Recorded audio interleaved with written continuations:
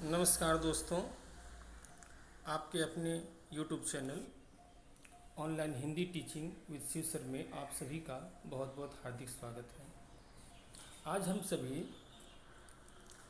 भारतवर्ष कविता का अध्ययन करेंगे। जयशंकर प्रसाद जी की ये रचना भारतवर्ष कविता, कहीं कहीं पर इस कविता का नाम हमारा प्यारा भारतवर्ष भी दिया गया है। चूँकि ये कविता लंबी कविता है, इसलिए हम इसका दो भागों में अध्ययन करेंगे। आइए पहले भाग को लेते हैं। पहले हम सभी कविता की आवृत्ति करेंगे, इसके बाद इसकी व्याख्या करेंगे। हिमालय के आंगन में उसे प्रथम किरणों का दे उपहार, उषा ने हंस अभिनंदन किया और पहनाया हीरक हार। जगे हम लगे जगाने विश्व, लोक में फैला फिर आलोक। व्योम तम पुंज हुआ तब नष्ट, अखिल संस्कृति हो उठी अशोक। विमल वाणी ने वीणा ली, कमल कोमल कर में सप्रीत। सप्त स्वर सप्त सिंधु में उठे, छिड़ा तब मधुर साम संगीत। बचाकर बीज रूप से सृष्टि, नाव पर झेल प्रलय का शीत। अरुण केतन लेकर निज हाथ, वरुण पथ पर हम बढ़े अभी। सुना है वह दधीचि का त्याग, हमारा जातीयता विकास। पुरंदर ने पवि से है लिखा, अस्थियों का मेरा इतिहास। सिंधु सा विस्तृत और अथाह, एक निर्वासित का उत्साह। दे रही अभी दिखाई भग्न, मग्न रत्नाकर में वह राह। धर्म का ले लेकर जो नाम, हुआ करती बलि कर दी बंद। हमी ने दिया शांति संदेश, सुखी होते देकर आनंद। ये पहला भाग। आइए अब इस पहले भाग में जो कठिन शब्द हैं उसके अर्थ को हम समझने का प्रयास करते हैं।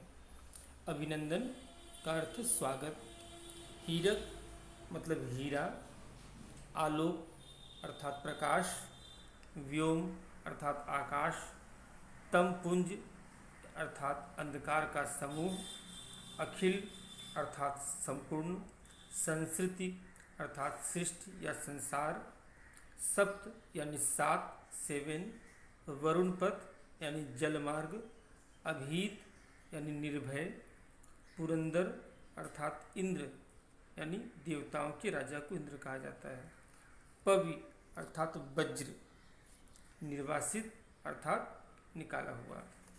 आइए अब हम कवि जयशंकर प्रसाद जी के जीवन परिचय और उनकी प्रमुख रचनाओं को एक बार उल्लेख करेंगे, ताकि कवि का जब परिचय करने के बाद हम अच्छी तरीके से जान सकते हैं कि कवि की पृष्ठभूमि क्या है। आइए कवि जयशंकर प्रसाद जी के परिचय के बारे में हम थोड़ा जानेंगे। महान लेखक और कवि जयशंकर प्रसाद का जन्म सन 1889 ईस्वी में हुआ तथा मृत्यु सन 1937 ईस्वी में हुई। बहुमुखी प्रतिभा के धनी जयशंकर प्रसाद का जन्म वाराणसी के एक प्रतिष्ठित परिवार में हुआ था। बचपन में ही पिता के निधन से पारिवारिक उत्तरदायित्व का बोझ इनके कंधों पर आ गया। मात्र 8वीं तथा औपचारिक शिक्षा प्राप्त करने के बाद स्वाध्याय द्वारा उन्होंने संस्कृत, पाली, हिंदी, उर्दू व अंग्रेजी भाषा तथा साहित्य का विशद ज्ञान प्राप्त किया। जयशंकर प्रसाद छायावाद के कवि थे। यह एक प्रयोगधर्मी रचनाकार थे। 1926 ईस्वी से 1929 ईस्वी तक जयशंकर प्रसाद के कई दृष्टिकोण देखने को मिलते हैं। जयशंकर प्रसाद कवि, कथाकार, नाटककार, उपन्यासकार आदि रहे। इनके आने से ही हिंदी काव्य में खड़ी बोली के माधुरी का विकास हुआ। वह आनंदवाद के समर्थक थे। ध्यान देंगे, आनंदवाद जयशंकर प्रसाद जी की एक बहुत प्रमुख विचारधारा है, जिसके ऊपर कामायनी टिकी हुई है। इनके पिता बाबू देवी प्रसाद विद्यानुरागी थे, जिन्हें लोग सुंघनी साहू कहकर बुलाते थे। प्रसाद जी की प्रारंभिक शिक्षा का प्रबंध पहले घर पर ही हुआ। बाद में इन्हें क्वींस कॉलेज में अध्ययन हेतु भेजा गया। अल्प आयु में ही अपनी मेधा से इन्होंने संस्कृत, हिंदी, उर्दू, फारसी और अंग्रेजी का अच्छा ज्ञान प्राप्त कर लिया था। काव्य रचना के साथ साथ नाटक, उपन्यास एवं कहानी विधा में भी इन्होंने अपना कौशल दिखाया। प्रसाद जी की प्रतिभा बहुमुखी है। किंतु साहित्य के क्षेत्र में कवि एवं नाटककार के रूप में इनकी ख्याति विशेष है। छायावादी कवियों में ये अग्रगण्य है। प्रमुख रचनाएं की तरफ आप ध्यान देंगे।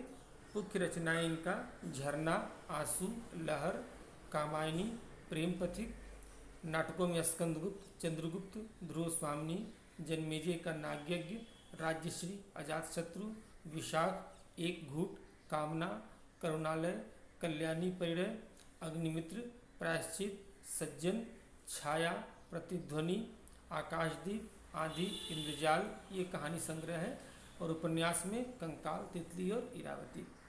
आइए अब कविता की व्याख्या हम करने का प्रयास करते हैं।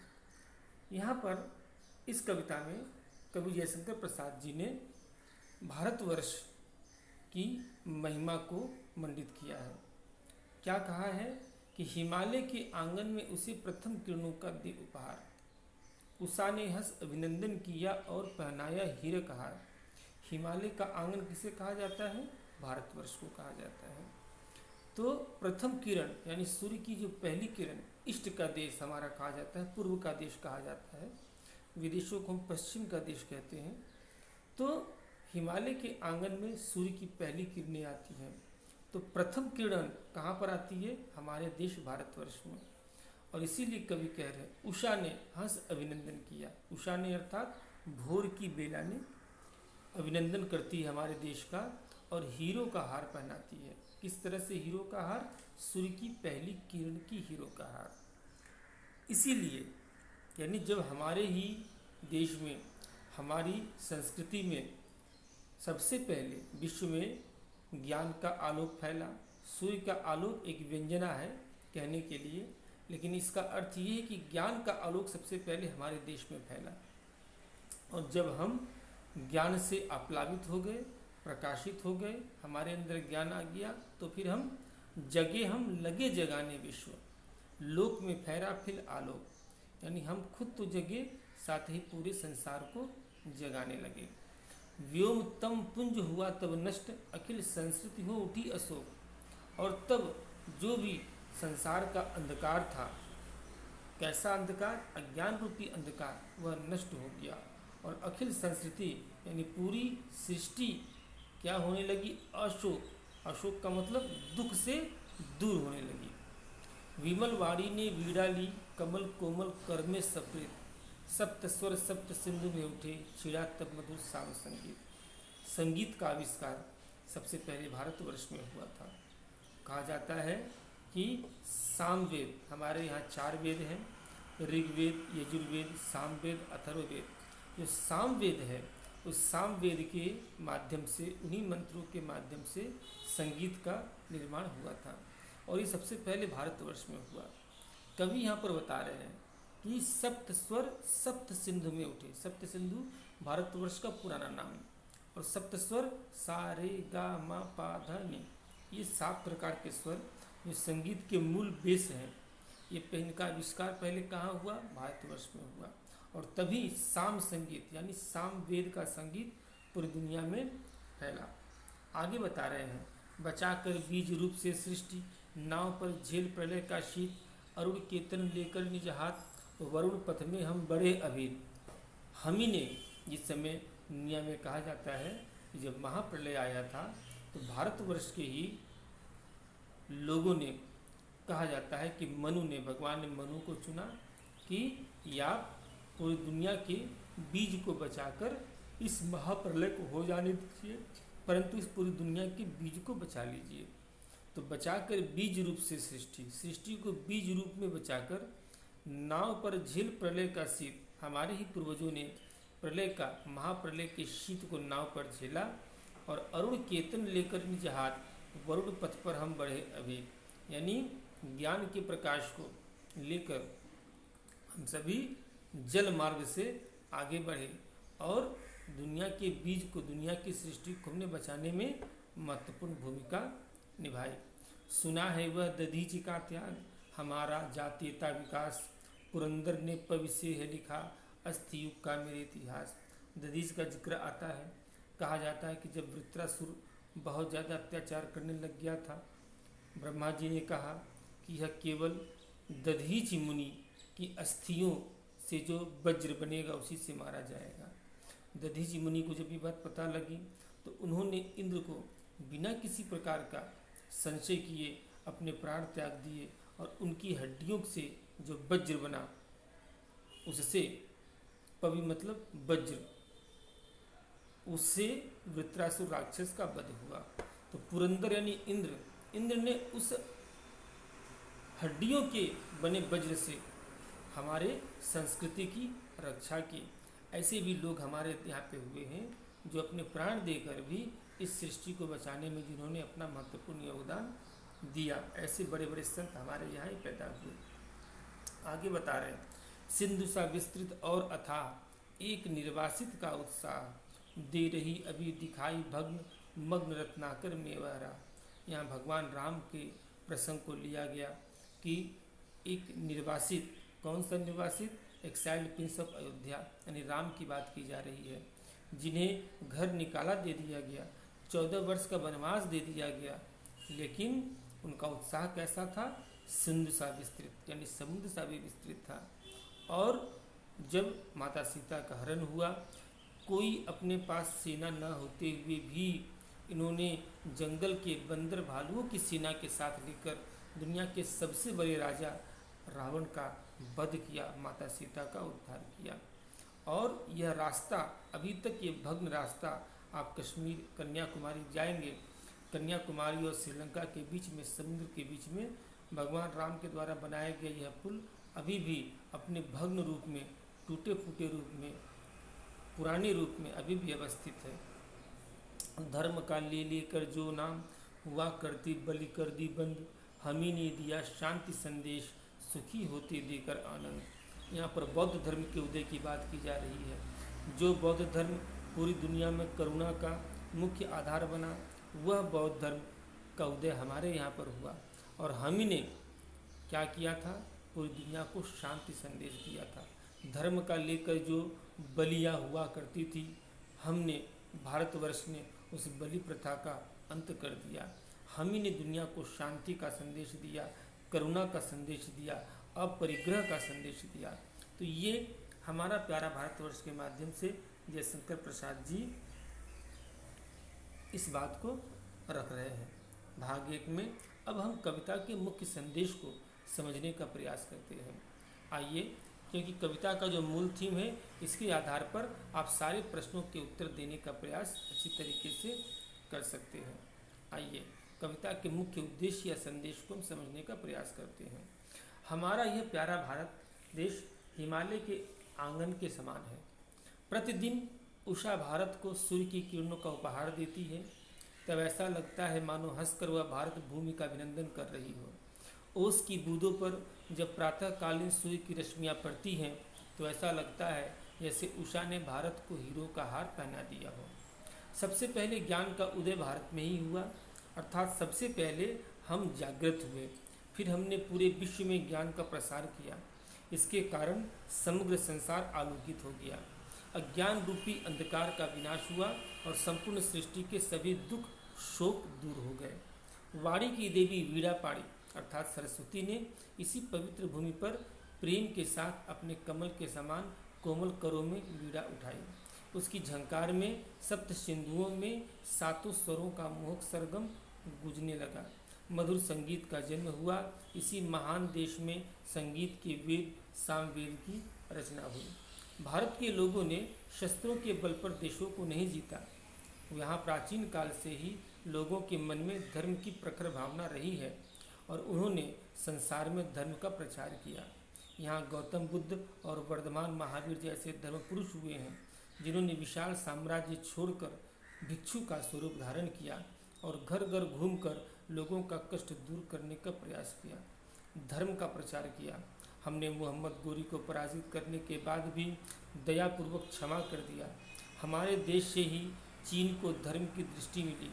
भारत के महान सम्राट अशोक ने अपने पुत्र महेंद्र और पुत्री संघमित्रा को बौद्ध धर्म के प्रचार के लिए चीन, स्वर्ण भूमि अर्थात जावा और श्रीलंका भेजा। जावा और श्रीलंका के लोगों को पंचशील यानी अहिंसा, अस्तेय, अपरिग्रह, सत्य, ब्रह्मचर्य आदि के सिद्धांत भारत से ही मिले थे। भारतवासियों ने कभी किसी की संपत्ति या किसी का राज्य छीनने का प्रयास नहीं किया।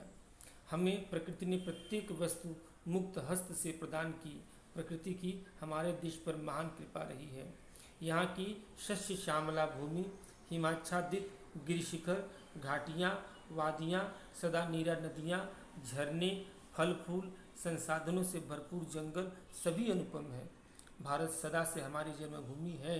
हम इसी देश की संतानें हैं। हम बाहर किसी स्थान से आकर नहीं बसे हैं, जैसा कि कुछ विदेशियों का कहना है। भारत के लोग सदा से चरित्रवान रहे हैं। हमारी भुजाओं में भरपूर शक्ति रही है। भारतीयों में वीरता की कमी कभी नहीं रही। साथ ही नम्रता सदा हमारा गुण रहा है। हमने कभी अपनी उपलब्धियों पर घमंड नहीं किया। हमें अपनी सभ्यता और संस्कृति पर गर्व रहा है।